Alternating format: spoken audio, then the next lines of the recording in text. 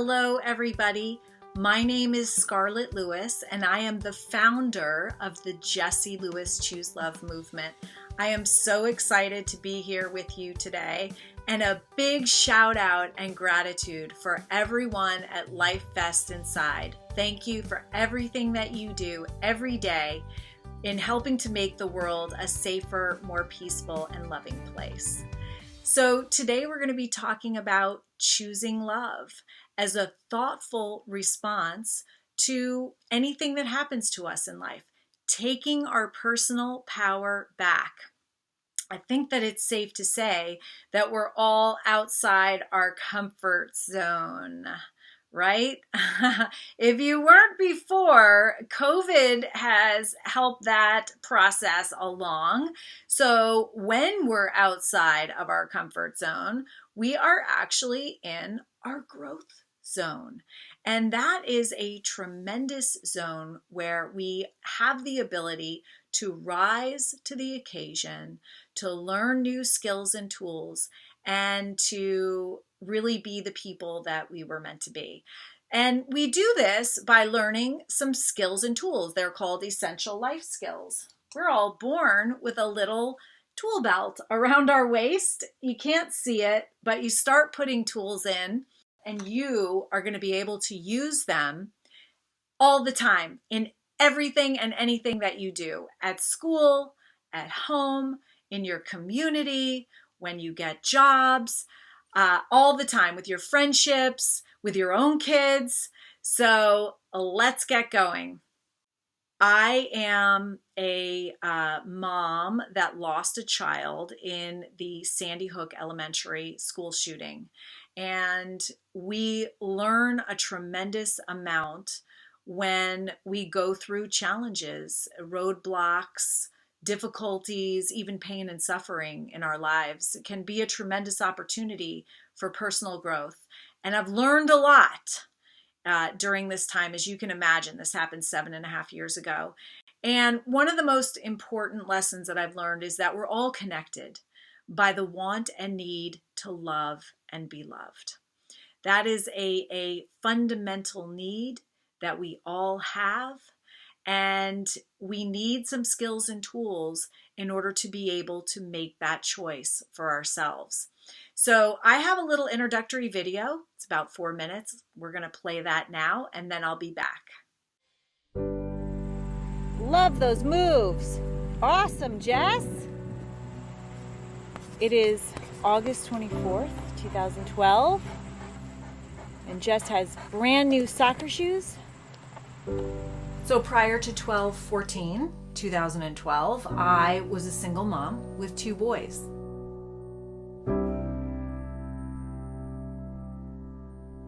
It was kind of an unremarkable life. It was such a great life. You know, I just wanted to be a mom, and I just wanted to be with my kids. Run the ball up to me. One day, you're a mom with 2 boys, one boy riding in a car seat in the back seat. So one morning I'm holding hands with my 6-year-old in his car seat, and the next thing that I know, Cut! There is no 6-year-old. He's been murdered.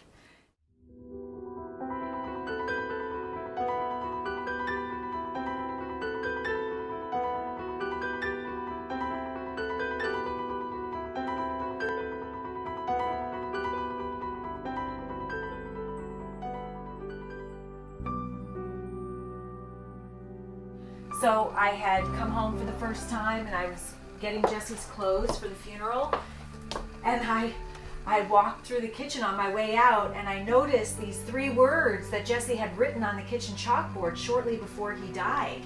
He wrote, "Nurturing, healing, love." These words were a message of comfort for his family and friends, and inspiration for the world. It's where we needed to turn, and I knew I'd be spending the rest of my life spreading this message. Let the sunshine, let the sunshine, baby. Let it all go, let it all go, baby. Let the sunshine, let the sunshine, baby. Let it all go, let it all go, baby.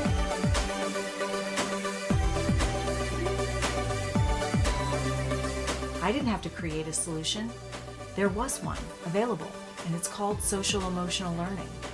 And social emotional learning proactively prevents violence.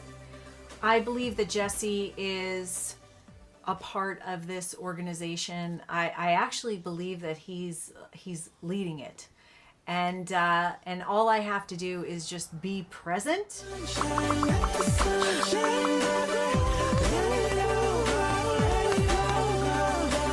I live with a tremendous dichotomy in my life every single day. It's never out of my mind why I am leading a worldwide movement to choose love. It's because my 6-year-old son was shot in his first grade classroom. Alongside 19 of his classmates in one of the worst mass murders in U.S. history.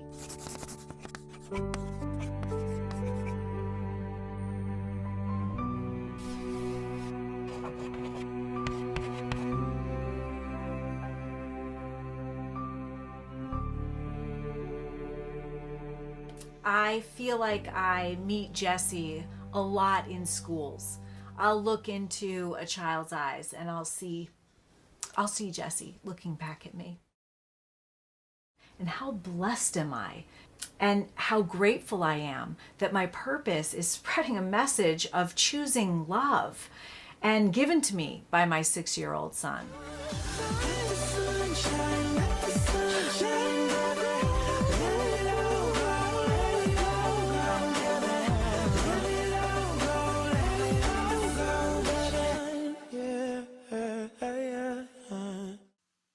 So I like to follow that video up with a quote. People must learn to hate. And if they can learn to hate, they can be taught to love. For love comes more naturally to the human heart than its opposite. People are not born hating. There is no mass murder gene. People are taught to hate. And if people can be taught to hate, they can be taught to love.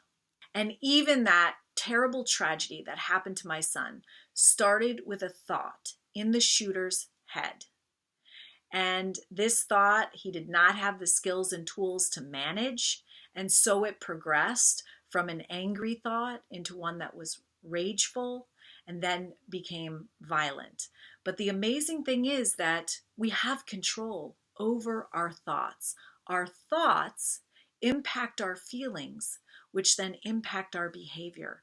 And we have control over what is actually called the cognitive triangle, right? We can control our thoughts. And this is such an important skill and tool in your belt, controlling your thoughts. So if you think about how we feel when we don't have control over a situation or circumstance, just think for a moment about how that makes you feel. So I talk to every audience you could possibly imagine. I talk to kindergartners, I've talked to CEOs, I've talked to prisoners, and I ask them the same question. Now, the kindergartner might say, I feel like my doll that's being thrown around a room. A CEO might say, well, when I don't have control over a situation, I feel anxious, I feel fearful. And a prisoner might say, well, it makes me angry. But there is a way to take our personal power back and be in control in every situation. And that is through how we choose to thoughtfully respond. Because the bottom line is this, we can't always choose what happens to us, right? Well, let's think about the global pandemic. Nobody would have chosen for that to happen. But we can take our personal power back in how we choose to respond to what happens. And actually, you can pull that into your life and realize that everything that happens in your life, you can thoughtfully respond to that. And when you choose love in your thoughtful response, kindness, caring, concern, compassion, civility, you do take your personal power back. When you react in prolonged anger, hatred, and revenge, you actually become a victim of the situation. You're giving up your power to that situation, and that doesn't feel good. So, and I say prolonged anger because anger is a feeling. It is fine. It is credible. I get angry. You can ask my son probably at least once a day. Anger is a great emotion because it tells us, it gives us information about the situation that we're in and the action that we should take. But prolonged anger is not good for us physically, mentally, and emotionally. And so that's a sign for us that we need to handle the situation in a different way. So let's say this same thing in a different way. We're all right now living the novel of our life, right? So let's say that we were actually writing an autobiography of our life. And I don't know how you would break up your chapters, maybe in years, maybe in significant events. Let's say we have a mutual chapter that starts with the global pandemic. Well, you would never choose to start a chapter in your life with COVID-19, but you can choose how that chapter ends and how you thoughtfully respond. You can't always choose what happens to you, but you can always choose how you thoughtfully respond. And so that leads me into kind of like our business model at the Choose Love movement. Everything starts inside yourself first. And it's really, really important to love and accept yourself before you can love and accept other people. And then we extend out into classrooms, schools, homes, communities, and businesses. The latest neuroscience tells us that the majority of our thoughts every day are negative and repetitive.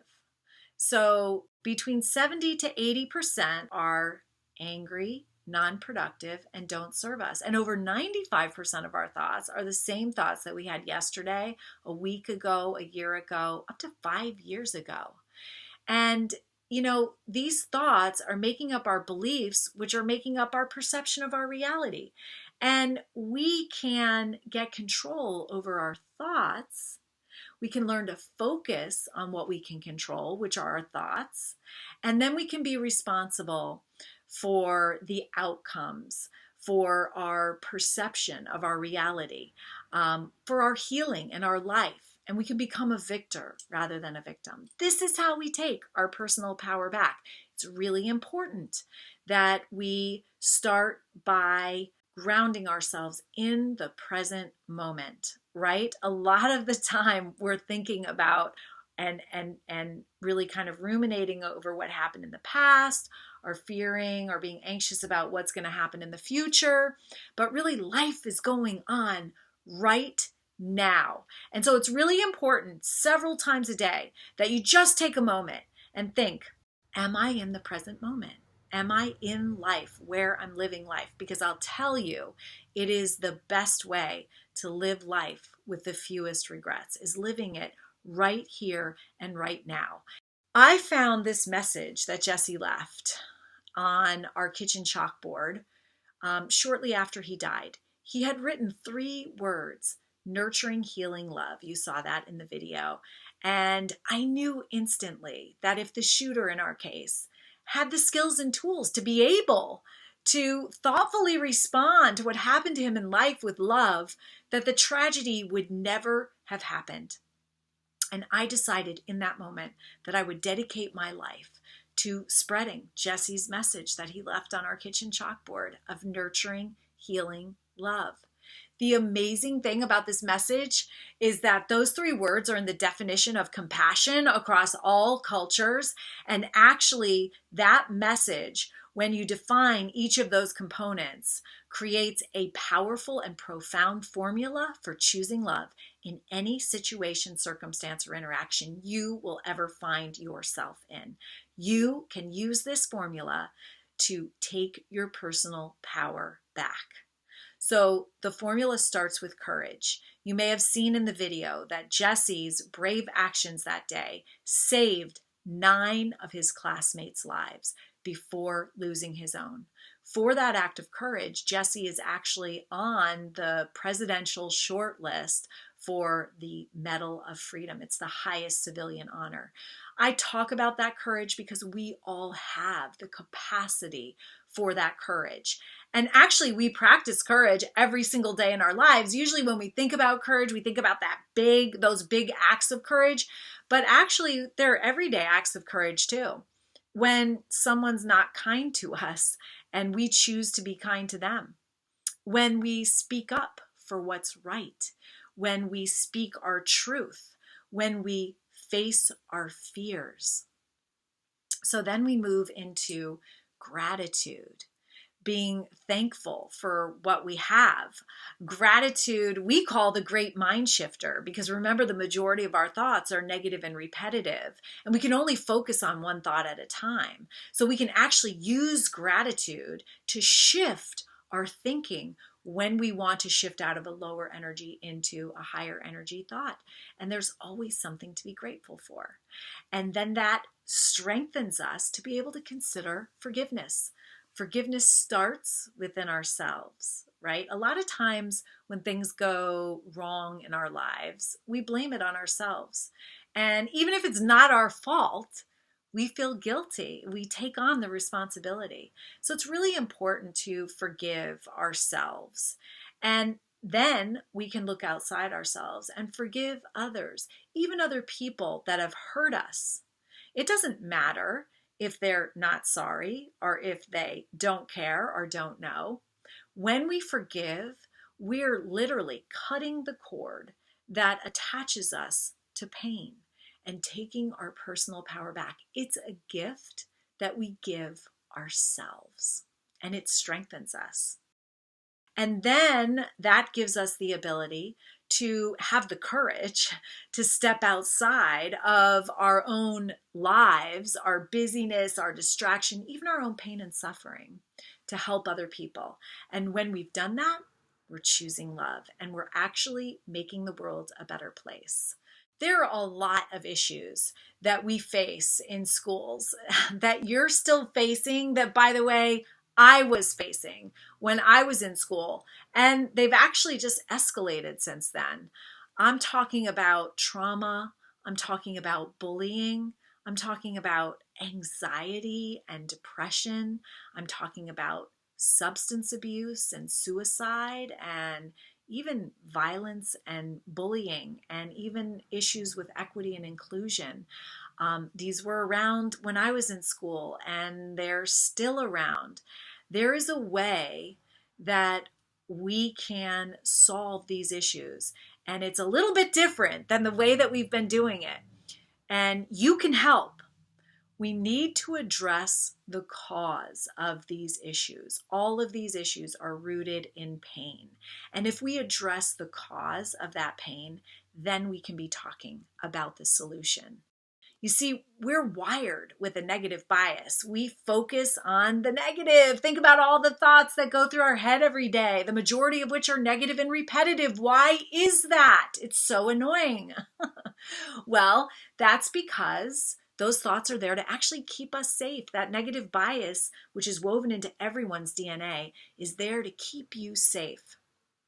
We just haven't been mindful of our thoughts and thinking about what we think about. So we've kind of let those thoughts run rampant over us. But that's a lot of the reason why we focused on the problem with all of those things that I just listed, and not the cause, right? If we're focusing on the problem, we can't really solve it. So it's interesting when you look at the latest neuroscience, and neuroscience is research on our brains, and we know so much about our brains now. We know that our brains are like Velcro, sticky Velcro to negativity, and they're like Teflon, like really a tough surface that things bounce off of, to positivity. So just having that awareness helps us to be able to move through it and overcome it to be more positive. So there's something called post-traumatic growth. Have you ever heard of it? Not a lot of people have heard of it. I'm sure you've probably heard of PTSD, or you maybe have heard of it, or maybe even experienced yourself. I know that I have. But there's also something called post-traumatic growth. And actually, there's lots of research behind this, and it's what the vast majority of us have experienced. That's when we grow through difficulty, roadblocks, challenges. It's how we were designed as human beings. It's how we're wired to rise to the occasion and to grow through things. And this is called growth mindset, actually looking at difficulty. I want you all to have the courage now to look at difficulty as it comes along and just ask the questions with some curiosity. There may be a little bit of trepidation in there too, but look at the difficulty in your life and just think, how can I grow through this? What are the lessons in here for me? That's what I had to do when my son was murdered. So it's really important also to understand the difference between stress and anxiety. So you hear a lot of us, maybe adults, and maybe even you say, oh, I'm so stressed out, right? And it's so funny because of our negative bias, the majority of our research is on how things can harm us and what's bad for us. So we know that stress, and by the way, stress is external events, right? So COVID-19 would be an external event. We don't have any control over COVID-19, right? So we think about stress and we read about stress. Everything that we read is how stress is bad for us, right? That's based on our negative bias, because guess what the truth is about stress? Stress does release cortisol. It's this neurochemical from our brain that can cause inflammation. And worst case scenario, that can be really bad for us and lead to death. But stress also releases a hormone called oxytocin. Oxytocin is also called the cuddle hormone, the love hormone. See, our bodies are releasing that because it makes us want to reach out for help. Isn't that awesome? And you know what oxytocin does? It reduces inflammation. So it actually reduces and negates the effects of cortisol. So what makes stress bad for us?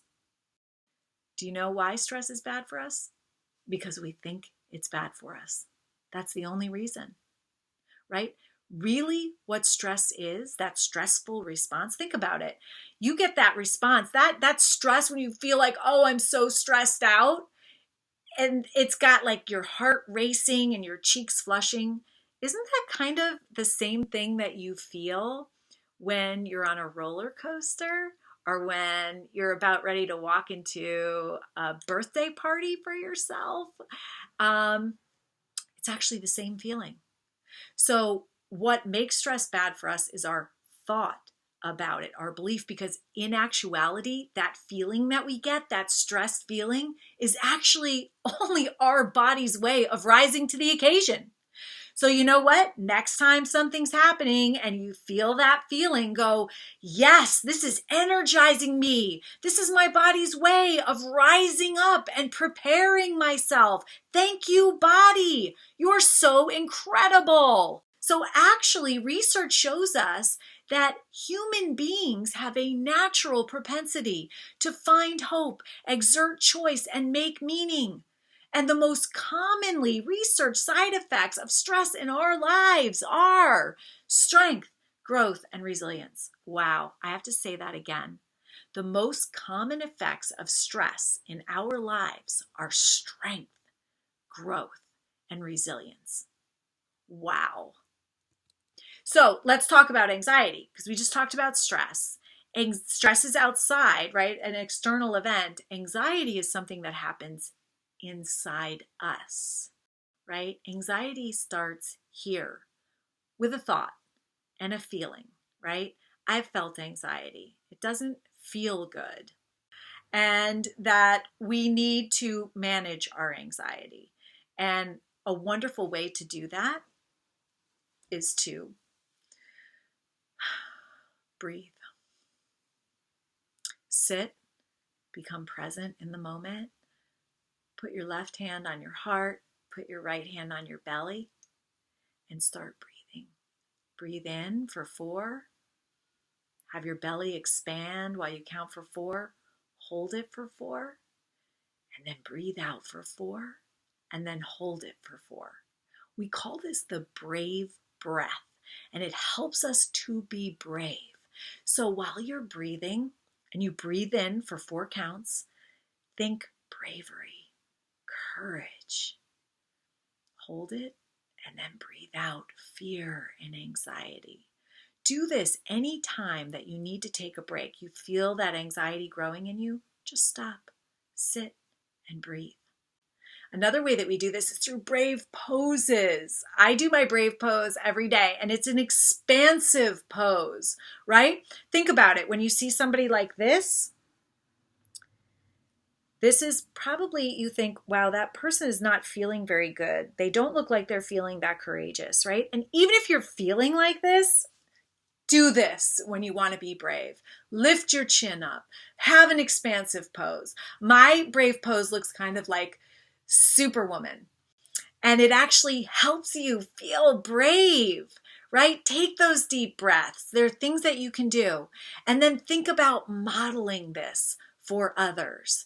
Because when we're in difficult situations, we can actually model what choosing love looks like. You can talk about it. You can model it for others. And when we do that, it helps us rise to the occasion and be the example for other people. I love this quote by Helen Keller. Helen Keller was 2 years old when she was struck with an illness that left her deaf, she couldn't hear at all, blind, she couldn't see, and mute, she couldn't talk, so completely cut off from the world. Think about that. That's really tough. So I love this quote, and she has a lot of credibility to say this. Character cannot be developed in ease and quiet. Only through experiences of trial and suffering can the soul be strengthened, vision cleared, ambition inspired, and success achieved. So, ultimately, we want to be happy, right? And we want to flourish in life. We want to have meaning and purpose. And Harvard University, one of the Ivy League universities, actually right now is doing the longest ever study on human life. I think they're about 85 years into it. But when they were 75 years into this longest ever study on human life, they found the secret to happiness. They actually even published a white paper on it. And they found the secret to happiness, drumroll please, is healthy relationships and meaningful connections. Guess what? We need to work on that. We need to have skills and tools in our belt that help us do that. And the formula for choosing love goes a long way in helping us do that. So we've got great programming that's no cost for everyone. We start prenatally. We have programming for infant toddlers, pre-K through 12th grade. We've got programming for parents and homes and communities, even businesses. Check out our website, chooselovemovement.org, and see what you can find for yourself. So let's go through really quickly. Here's a little wrap up on our guide and path to flourishing and having a lot of fun. We start with courage. It takes a lot of courage. Life throws a lot of curveballs, and we need to have the courage to be present and face the difficulty.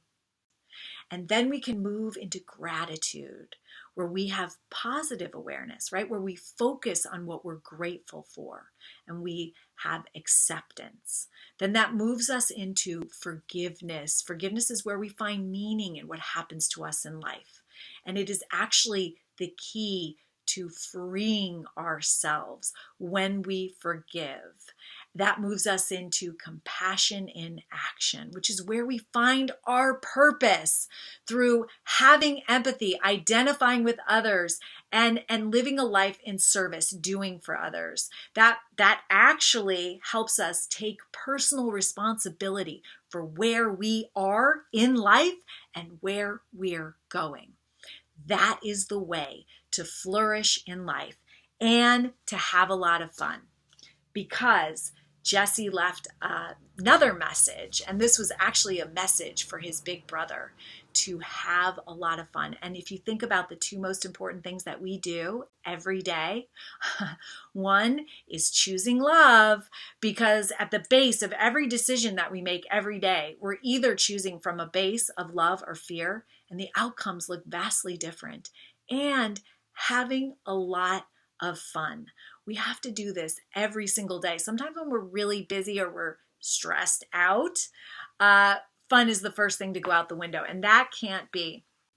So your challenge is to be present and to look for those micro moments of joy. Do you know what mine was today? It's fall, right? And my garden is kind of waning, but today I found the last rose of summer. And normally I might have said, oh, that's pretty, that's nice. But you know what? I went over to it. I wanted to recognize my micro moment of joy and I wanted to savor it. So I actually picked it. I sat there. I smelled it. It smells so good. And I actually put it in some water and I put it on my desk here so that I could enjoy it. And so we could all enjoy it. So I want you to do the same thing. It's not big things that you're going to find. It's little things. And let me know what they are. Thank you so much for listening to the message of Choose Love, for learning with me and practicing how to thoughtfully respond to everything that happens with love, for modeling how to choose love for the world, for helping me spread this very important message. And I'm going to leave you with a quote. It's a famous quote by anthropologist Margaret Mead. She said, "Never doubt that a small group of thoughtful, committed citizens can change the world. Indeed, it's the only thing that ever has." That small group is you and me. Thank you so much for choosing love, and let's have a lot of fun.